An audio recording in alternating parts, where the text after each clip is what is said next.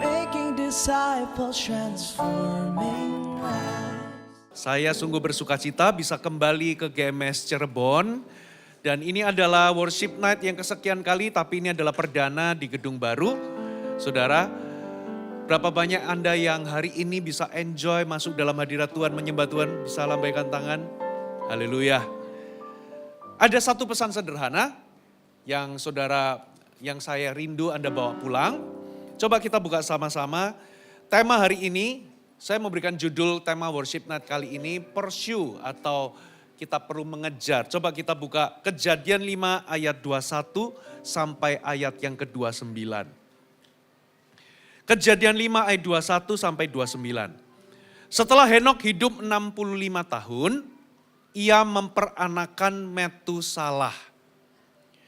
Dan Henok hidup bergaul dengan Allah selama 300 tahun lagi setelah ia memperanakan Metusalah.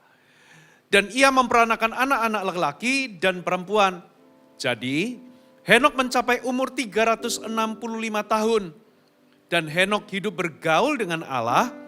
Lalu ia tidak ada lagi sebab ia telah diangkat oleh Allah. Setelah Metusalah hidup 187 tahun, ia memperanakan Lamek. Dan Metusalah masih hidup 782 tahun setelah ia memperanakan Lamek. Dan ia memperanakan anak-anak lelaki dan perempuan. Jadi Metusalah mencapai umur 969 tahun lalu ia mati. Setelah Lamek hidup 182 tahun, ia memperanakan seorang anak laki-laki dan memberi nama Nuh kepadanya. Katanya, anak ini akan memberi kepada kita penghiburan dalam pekerjaan kita yang penuh susah payah di tanah yang terkutuk oleh Tuhan. Saudara, di sini ada sebuah ayat yang luar biasa yang perlu kita renungkan. Di dalamnya Tuhan itu seolah mau berbicara atas hati kita, menarik hati kita. Kalau saudara pikir, saudara ada satu orang, seorang hamba Tuhan yang luar biasa mengalami anugerah yang luar biasa, dia itu hidup tanpa mengalami kematian. Namanya adalah Henok. Dia hidup demikian rupa sampai di titik Tuhan itu mengambil dia hidup-hidup. Jadi dia itu di dalam perjanjian lama, salah satu orang yang mengalami rapture atau pengangkatan. Katakan rapture. Sebetulnya ada lagi satu orang yang mengalami rapture. Siapakah itu?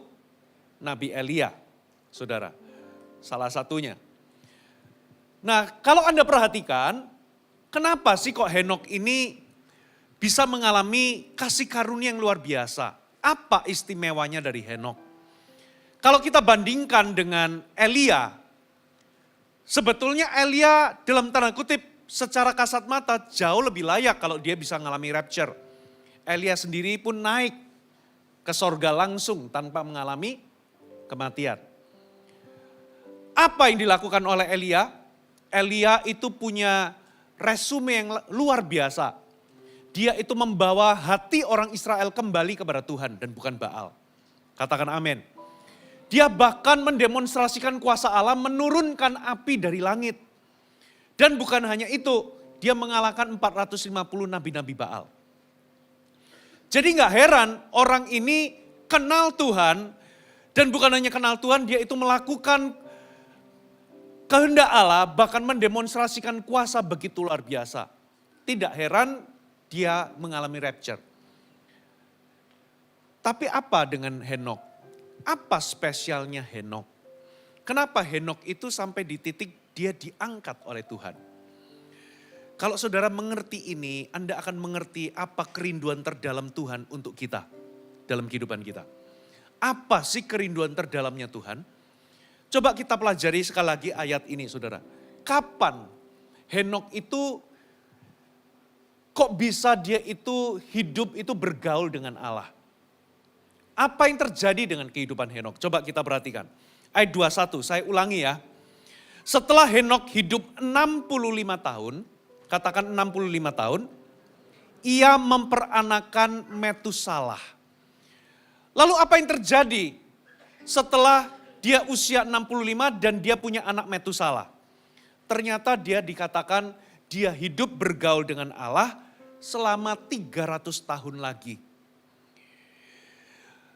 Jadi gini loh, dari usia 0 sampai 65, Henok itu tidak bergaul dengan Tuhan. Tapi sejak kelahiran Metusalah, dia dikatakan hidup bergaul dengan Tuhan 300 tahun lagi, setelah itu dia diangkat. Apa yang terjadi dalam hidupnya?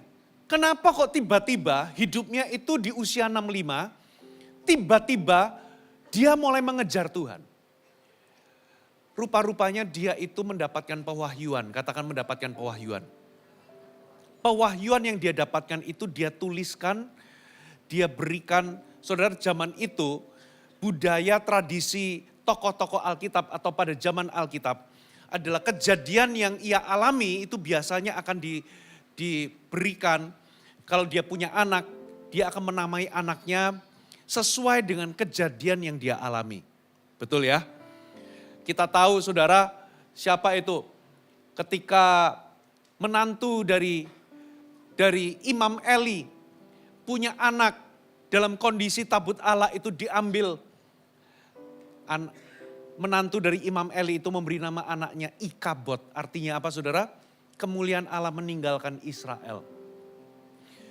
Nah, kejadian apa yang dialami oleh Henok sehingga dia memberikan nama anaknya Metusalah dan sejak hari itu, saudara, dia itu hidup bergaul dengan Tuhan. Apa yang terjadi? Rupa-rupanya arti nama Metusalah itu artinya ini. When he dies, it shall come. Atau it shall be sent. Ketika ia mati, hal itu akan dikirimkan. Saya ulangi, arti kata Metusalah itu artinya ketika dia mati, hal itu akan dikirimkan. Dikirim apa saudara? Rupa-rupanya setelah kematian dari Metusalah, saudara, yaitu pada waktu Nuh itu berusia 600 tahun, Nuh ini masih keturunan berikutnya. Ingat pada zaman itu orang itu hidup ratusan tahun. Adam itu hidup 930 tahun. Jadi Henok itu hidup kurang lebih masih bersama dengan Adam itu kurang lebih 308 tahun. Saudara, jadi bayangkan Henok itu sudah keturunan ke-7 daripada Adam. Jaraknya itu sudah ratusan tahun terpaut umurnya. Tapi mereka itu masih hidup sejaman itu kurang lebih 308 tahun. Nah, sebetulnya pewahyuan apa yang dia dapatkan? Rupa-rupanya Henok itu mendapatkan sebuah pewahyuan bahwa Tuhan itu berduka melihat kejahatan manusia sehingga ia dikatakan menyesal. Menyesal di sini itu bukan menyesal karena menciptakan manusia, tapi kalau saudara pergi ke rumah duka, kalau orang barat itu akan berkata, I'm sorry for your loss. I'm sorry itu bukan aku menyesal atas kehilanganmu, tidak. Tapi aku berduka atas kehilanganmu. Jadi rupa-rupanya kematian Metusalah itulah hari kedatangan air bah. Kalau Anda hitung, saya nggak bisa buka di sini, tapi kalau Anda hitung rupa-rupanya tepat sekali. Setelah Metusalah itu mati, maka air bah dikirimkan, yaitu tepat ketika Nuh itu berusia 600 tahun. Jadi rupa-rupanya dia itu mendapatkan pewahyuan tentang hati Tuhan yang berduka melihat kejahatan manusia. Dan disitulah saudara, hidup dari Henok itu berubah dari hidup itu dari hidup tidak taat seperti orang-orang pada zamannya, tiba-tiba dia mengejar Allah dan hidup akrab dan intim dengan Tuhan. Itu yang terjadi. Jadi di usia 65, itulah turning point dari kehidupan Henok. Dan setelah itu, hidupnya totally different. Dia berubah 180 derajat, dia nggak lagi hidup bagi dirinya sendiri, dia nggak lagi hidup seperti orang-orang sejamannya hidup, tapi dia bergaul dengan Tuhan. Sampai di titik, saudara, dia itu bisa kenal hatinya Tuhan, dia itu bisa tahu apa yang Tuhan benci dan apa yang Tuhan suka. Buktinya di mana Ibrani 5 itu berkata, saudara, karena iman Henokh itu terangkat dan sebelum terangkat dia itu punya kesaksian bahwa hidupnya itu berkenan di hadapan Tuhan. Dari mana dia itu bisa tahu dan punya kesaksian bahwa dia berkenan di hadapan Tuhan? Karena dia kenal hatinya Tuhan. Katakan amin. Dia tahu apa yang Tuhan suka. Dan dia tahu apa yang Tuhan benci. Jadi pewahyuan akan hati Tuhan yang berduka. Dan di ujungnya Tuhan akan mengirimkan air bah. Itu membuat dia itu hidup berbeda dengan orang-orang di zamannya. Di titik itu dia mulai mengejar pribadi Tuhan. Saya coba membayangkan mungkin Henokh pada waktu itu mengejar yang namanya Adam. Dia kejar Adam.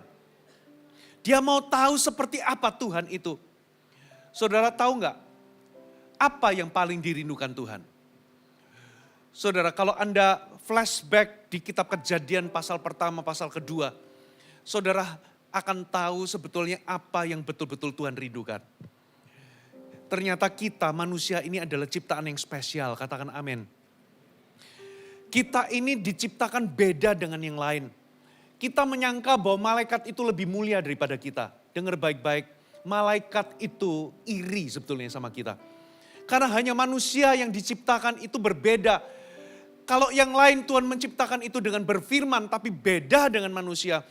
Tuhan itu menciptakan harus molding dulu dari tanah liat. Lalu setelah itu dia menghembusi tanah liat itu dengan rohnya. Lalu tiba-tiba kita menjadi a living soul. Kita ini menjadi makhluk yang hidup. Kenapa Tuhan harus mengembusi kita dengan rohnya? Untuk menjadikan kita atau membentuk kita. Karena dari situlah saudara kita itu didesain Tuhan untuk bersekutu dengan Tuhan. Katakan amin. Berarti kita itu diciptakan dengan kapasitas untuk bersekutu, mendekat bersekutu dengan Tuhan. Halo amin. Itulah sebabnya manusia diciptakan hari ke-6 setelah semua ciptaan jadi.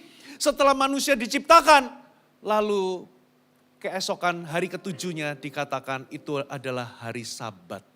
Kenapa kok Tuhan ciptakan manusia itu di hari sebelum hari Sabat? Dari situ Anda harus tahu itulah kerinduan Tuhan. Alkitab katakan saudara, waktu itu manusia jatuh dalam dosa. Coba lihat bagaimana Alkitab itu menggambarkan Tuhan di Taman Eden. Ketika manusia itu mendengar bunyi langkah Tuhan, ketika Tuhan berjalan-jalan, katakan berjalan-jalan. Nanti coba cek di Alkitab saudara. Pertanyaannya kenapa kok pakai kata Tuhan berjalan-jalan? Karena itulah yang sering Tuhan lakukan. Beda loh berjalan dengan berjalan-jalan. Kalau saudara jalan dengan jalan-jalan itu beda. Orang jalan-jalan itu santai, katakan santai. Tidak terburu-buru, menikmati, itu namanya jalan-jalan. Nah Alkitab katakan di Taman Eden itu, manusia ketika setelah jatuh dalam dosa, dia mendengar bunyi langan Tuhan berjalan-jalan di Taman Eden. Karena itulah kebiasaan Tuhan. Karena Tuhan itu rupa-rupanya menciptakan manusia, karena dia itu ingin meluangkan waktu bersama manusia. Katakan Tuhan ingin meluangkan waktu. Tuhan itu berjalan-jalan menikmati kebersamaan, santai, tidak terburu-buru, bercakap-cakap di situ. Karena Tuhan itu menikmati persekutuan dengan manusia. Itulah yang membuat manusia itu spesial. Karena hanya manusialah yang nyambung dengan Tuhan. Tidak ada makhluk yang lain yang bisa nyambung dengan Tuhan. Kecuali manusia. Ternyata Tuhan itu menciptakan manusia. Karena Tuhan itu ingin meluangkan waktu bersama mereka. Tuhan ingin bersekutu dengan mereka. Lalu apa yang terjadi? Adam bersembunyi. Karena dia jatuh dalam dosa. Lalu Tuhan sendiri yang bertanya, di manakah engkau? Apakah Tuhan tidak tahu di mana letaknya Adam? Ini bukan pertanyaan tentang Tuhan gak tahu di mana lokasinya Adam. Tapi di manakah engkau, itu adalah sebuah jeritan bahwa Tuhan telah kehilangan Adam. Tuhan kehilangan persekutuan dengan Adam. Coba lihat, setelah Tuhan kehilangan persekutuan dengan Adam dan Adam jatuh dalam dosa, ketika dosa masuk, Adam dalam tanda kutip kehilangan kapasitas untuk membangun hubungan intim dengan Tuhan. Apakah Tuhan berhenti di situ? Tuhan tetap mencari dari generasi ke generasi. Tuhan mencari sampai ke generasi ke-7 kalau nggak salah. Tuhan menemukan seorang bernama Henokh. Lalu dikatakan apa prestasinya Henokh yang paling luar biasa? Nggak ada prestasi. Kecuali satu, Henokh bergaul dengan Tuhan. Di situ Tuhan menemukan seseorang yang menjawab kerinduan hatinya. Yaitu persekutuan yang intim dengan Tuhan. Ketika Henokh mendapatkan pewahyuan tentang hati Tuhan yang berduka, melihat kejahatan manusia. Dan pada saat anaknya Metusala itu mati dan akan dikirimkan dari sejak hari itulah. Dia mengalami turning point. Dia mulai mengejar Tuhan dalam hidupnya. Dan dari situ bisa ketahuan bahwa dia itu hidup melakukan apa yang Tuhan cintai dan menghindari apa yang Tuhan benci. Itu efek dari orang yang kejar Tuhan. Setelah bahkan sampai di titik Tuhan itu saking dekatnya dengan Henokh. Henokh itu diangkat tanpa melalui kematian. Bapak Ibu, seolah-olah ini memberikan kita sebuah hint, tahu hint? Hint itu sebuah bocoran. Siapa-siapa yang akan naik dalam pengangkatan. Bukan sekedar orang Kristen, Bapak Ibu. Kalau Yesus datang, Alkitab katakan, kalau kita hidup di zaman Yesus datang, kita nggak tahu kapan Yesus datang, saudara, dia akan memilih siapa yang terangkat dan siapa yang tinggal. Dari kejadian Henokh kita bisa tahu seperti apa orang-orang yang akan terangkat. Yaitu orang-orang yang mengejar keintiman dengan Tuhan. Katakan amin. Orang-orang yang dia tahu bahwa dia bersekutu. Itulah dinamakan, itu akan otomatis atau secara natural seperti magnet kalau Anda itu dekat dan mengenal Tuhan. Saudara, dan Anda hidup berbeda dari orang sejamannya, maka itulah orang-orang yang akan terangkat. Amin, saudara. Setelah Henokh terangkat, apakah Tuhan berhenti mencari? No, dia terus mencari, Tapi ternyata waktu dia mencari, dia belum tentu menemukan orang. Sampai di generasi berikutnya ada seorang bernama Nuh. Dan Nuh juga dikatakan hidup bergaul dengan Allah. Dan Tuhan tidak berubah. Sampai hari ini dari generasi ke generasi Tuhan mencari pribadi-pribadi yang mau menjawab kerinduan hatinya. Yaitu orang-orang yang mau bergaul dengan dia. Amin saudara. Dan sebetulnya nada ini kita juga di jeritan Tuhan di kitab Kejadian ternyata itu diulangi lagi di kitab Wahyu. Kata di manakah engkau Adam itu diulangi lagi di kitab Wahyu. Tapi dengan sedikit kata-kata yang berbeda. Ketika surat kepada jemaat Efesus diberitakan, kira-kira kata-katanya apa saudara? Tuhan memuji jemaat Efesus, kita gak perlu buka, percaya aja sama saya ya. Tuhan ngomong apa sama jemaat Efesus? Aku tahu segala pekerjaanmu, engkau tekun. Ini gereja Efesus itu adalah gereja yang diidam-idamkan para gembala. Jemaatnya itu tidak kenal lelah. Bahkan jemaatnya itu rela menderita demi nama Yesus. Bahkan bukan hanya itu, mereka itu hidup dalam etos kerja yang luar biasa. Mereka melayani itu tanpa pamrih, mereka melayani itu tanpa pamer. Mereka enggak hitung-hitungan. Bahkan lebih lagi mereka itu bisa menguji mana rasul palsu, mana rasul asli. Berarti mereka itu punya kemurnian doktrin yang luar biasa. Dan bahkan mereka itu hidup di dalam standar yang luar biasa. Sampai-sampai kalau ada pendeta palsu, gembala palsu atau rasul palsu atau orang Kristen palsu. Mereka bisa mengenali mana yang palsu, mana yang asli. Ini luar biasa. Dan bahkan jemaat Efesus itu adalah jemaat yang sangat besar. Tapi ada satu yang Tuhan itu cela. Dan jeritan Tuhan di kitab Efesus, bukan di kitab Efesus, kitab Wahyu kepada jemaat Efesus, itu mirip dengan jeritan Tuhan waktu Adam jatuh. Adam, di manakah engkau? Tapi kali ini di jemaat Efesus dia berkata, sadari betapa dalamnya engkau jatuh. Engkau telah meninggalkan kasihmu yang semula. Katakan kasihmu yang semula. Apa maksudnya? Rupa-rupanya, saudara, jemaat Efesus itu sampai di satu titik. Mereka itu melayani, mereka luar biasa. Mereka itu bahkan punya doktrin yang sangat kuat, pengajaran yang sangat kuat. Tapi rupanya mereka meninggalkan cinta mereka yang semula. Yang dulu waktu mereka berkobar-kobar, hati mereka menyala dan jatuh cinta kepada Tuhan. Mereka mulai masuk di dalam program-program tapi mulai kehilangan penyembahan.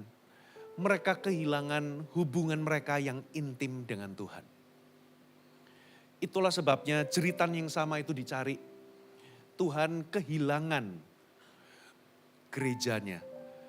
Sampai hari ini, saudara, adalah hal yang sangat berbahaya kalau kita itu melayani, kalau kita itu penuh dengan aktivitas rohani, tetapi kita kehilangan persekutuan dengan Tuhan. Yang Tuhan mau adalah kita kembali ke sana.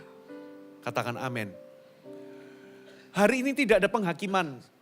Saya berdoa ketika saya mau sampaikan ini, Tuhan, saya nggak mau ini menjadi sebuah penghakiman sehingga ketika orang dengar ini lalu merasa bersalah. No. Tapi malam hari ini saya berdoa supaya setiap jemaat yang hadir, saudara kembali kepada sebuah kebenaran dasar bahwa Tuhan itu merindukan sebuah persekutuan dan keintiman. Bahkan dalam Hosea 6 ayat 6, coba bisa dimunculkan ayatnya, Hosea 6 ayat 6. Apa yang Tuhan cari? Aku menyukai kasih setia bukan korban sembelihan. Dan menyukai pengenalan akan Allah lebih daripada korban-korban bakaran. Saya bacakan versi bahasa Indonesia sehari-hari. Sebentar. Hosea 6 ayat 6. Aku lebih suka kamu mengenal aku dan selalu mengasihi aku. Inilah kasih mula-mula. Daripada kamu membakar dan mempersembahkan kurban kepadaku. Kira-kira apa sih yang Tuhan paling rindukan dalam kehidupan kita? Apakah pelayanan? Oh, itu harus. Pelayanan adalah wujud kasih kita kepada Tuhan. Katakan amin. Pelayanan adalah wujud kasih kita dan ketaatan kita kepada Tuhan. Apakah uang yang Tuhan rindukan? Saudara, memberi itu juga wujud kasih dan ketaatan kita kepada Tuhan. Bahkan lewat memberi, orang itu bisa tahu apakah hati seseorang itu berpaut kepada uang atau berpaut kepada Tuhan. Tapi apakah pelayanan dan uang yang Tuhan itu sebetulnya paling rindukan dalam kehidupan kita? Kita bisa menemukan itu jawaban dari cerita Maria dan Marta. Saudara, apa yang terjadi? Saudara, Marta melayani dengan luar biasa. Tapi Marta mengabaikan satu hal. Ternyata yang Tuhan mau adalah kamu duduk dulu. Jangan engkau dikhawatirkan tentang segala sesuatunya. Engkau duduk dulu di kakiku, mendengarkan dulu, baru engkau melayani. Katakan amin. Berarti pelayanan kita, aktivitas kita, itu tidak boleh menggantikan persekutuan kita dengan Tuhan. Itulah kebenaran dasar yang Tuhan mau cari dalam kehidupan kita. Makanya hari ini, message saya sederhana. Saya berdoa Roh Kudus menarik hatimu kembali. Tuhan merindukanmu. Tuhan itu, kalau saya pas pulang dulu waktu orang tua saya masih hidup, mereka tinggal di Surabaya.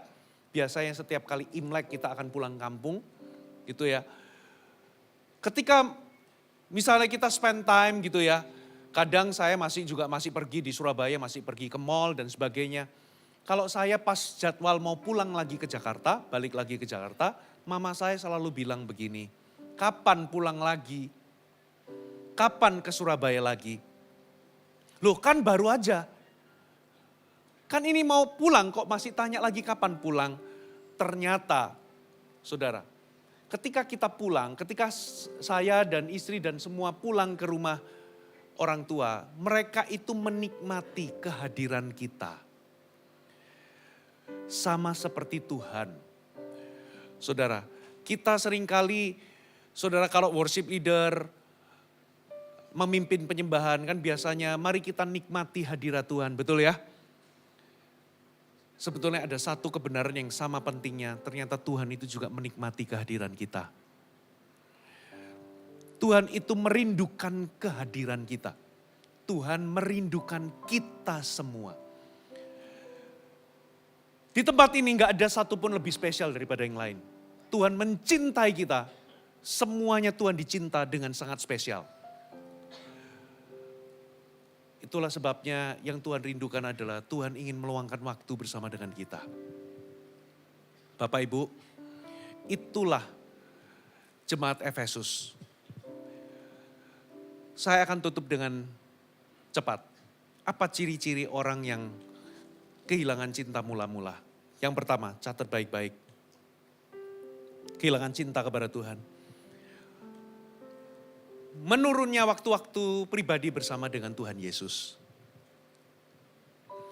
Saudara, kalau Anda jatuh cinta, Anda selalu akan, kalau Anda cinta sama seseorang, Anda ingin menghabiskan waktu bersama dengan orang yang Anda cintai. Anda akan selalu membicarakan tentang orang-orang yang Anda cintai. Saudara akan cemburu kepada atau terhadap orang-orang yang Anda cintai. Betul atau betul? Tanda seseorang sudah mulai kehilangan cinta kepada Tuhan itu adalah menurunnya waktu-waktu Anda bisa bersama dengan Tuhan. Yang kedua, saudara. Yang kedua, bisa dimunculkan. Menurunnya kepuasan pribadi di dalam Yesus. Dulu ketika Anda masih menggelora, penuh dengan gairah, penuh dengan passion, jatuh cinta kepada Tuhan. Saudara itu puas dengan Yesus, titik. Tapi kali ini Anda ikut Yesus, sudah Yesus plus. Sehingga Anda berada di satu titik kalau Yesus nggak memberikan apa yang Anda minta, Anda sampai di titik Anda siap untuk meninggalkan Tuhan atau bahkan kecewa kepada Tuhan. Dulu, aku ikut Yesus saja aku udah puas. Jesus plus nothing, full satisfied. Gak ada lagi, pokoknya aku dapat Yesus ada itu udah cukup. Kali ini kita punya Jesus plus. Kalau gak ada plus-plusnya itu, kalau gak ada tambahan ini, tambahan itu, bahkan kita menuntut itu dalam kehidupan kita. Dan ketika itu gak terjadi dalam kehidupan kita siap meninggalkan Tuhan. Hatimu mulai berubah. Dulu Yesus menjadi pusat sukacitamu. Sekarang hati Anda mulai bergeser. Saudara, yang ketiga.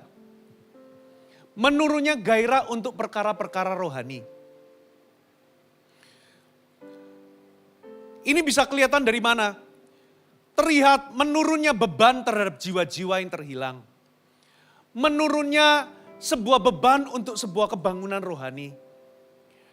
Menurunnya sebuah kerinduan untuk Anda bisa mengalami lawatan Roh Kudus dalam kehidupan saudara.